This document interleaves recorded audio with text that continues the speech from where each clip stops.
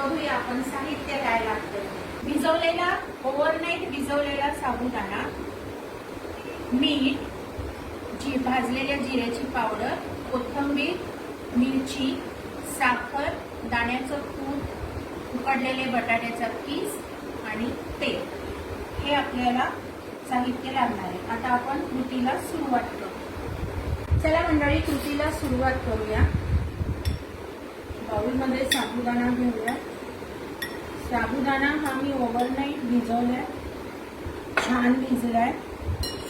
आपण हे 4 बटाटे घेतलेत मी मीडियम साईजचे, उकडून ते किसल्यामुळे ते छान स्मॅच होतात. हे दाण्याचं कूट भाजून घेतलेलं आहे. थोडीशी कोथिंबीर, मिरची. चला मंडळी, कृतीला सुरुवात करूया. बाउलमध्ये साबुदाणा घेऊया.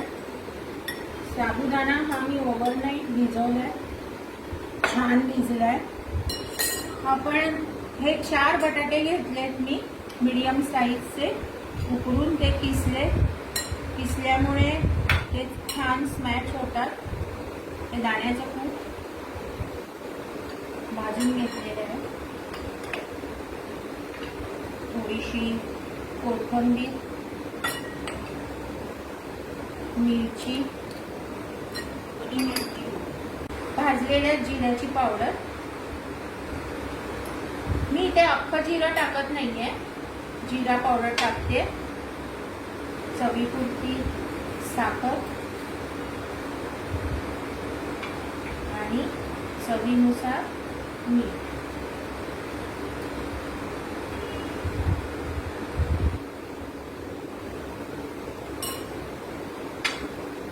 आता आपण हे छान मिक्स करून घेऊ.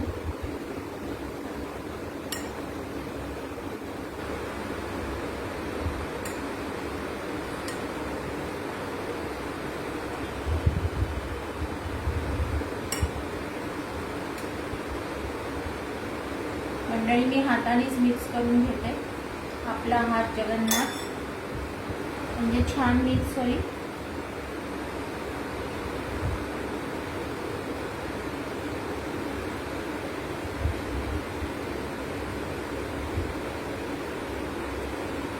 मंडळी, मी हे एअर फ्रायर मध्ये करून पाहिले, खूप छान होतात वडे. असं वाटत नाही की हे फ्राय केलेले नाहीये गॅसवर तेलामध्ये. फक्त तेलाचं ब्रशिंग करायचंय.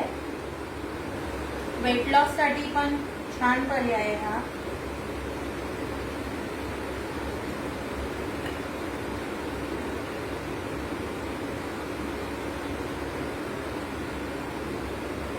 असं छान मिक्स करून घ्यायचं.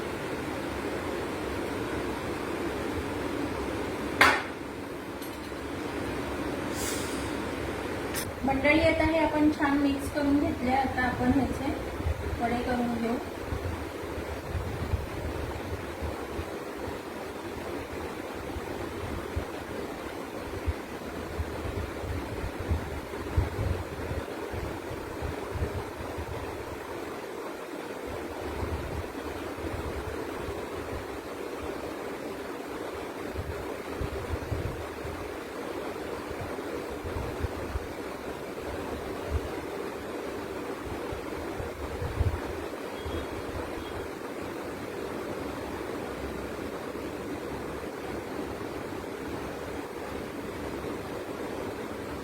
हे असे सगळे मी वडे करून घेते.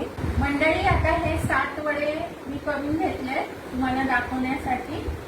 चला आता आपण एअर फ्रायर मध्ये लावू. मंडळी, आता हे 7 वडे मी करून घेतले तुम्हाला दाखवण्यासाठी.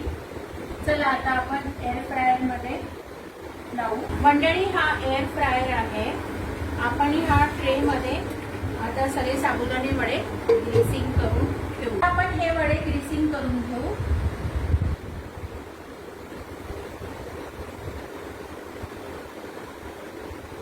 ब्रशने त्याला ग्रीसिंग करायचं.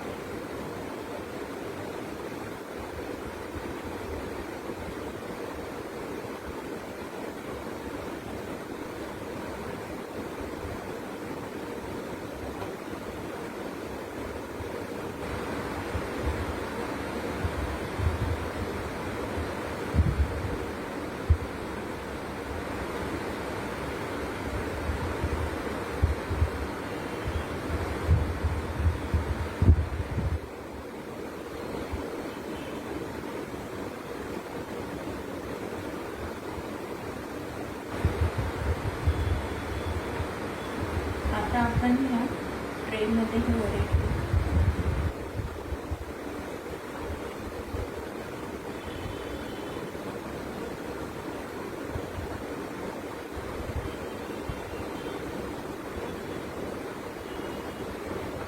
हे बघा मंडळी, हे असे दिसतात.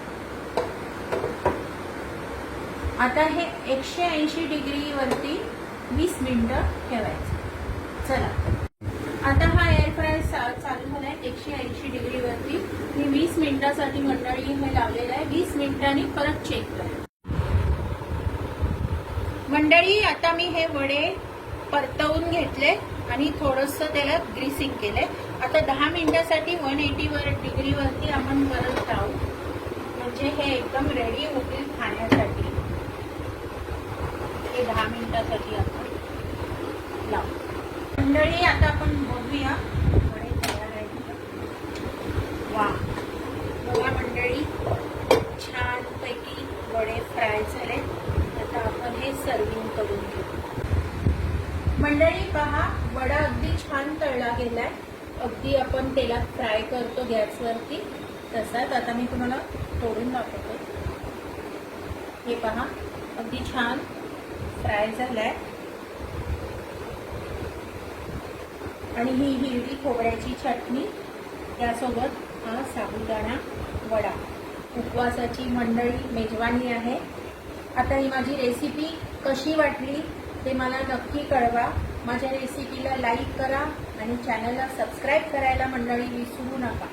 पुन्हा भेटूया एका नव्या रेसिपी.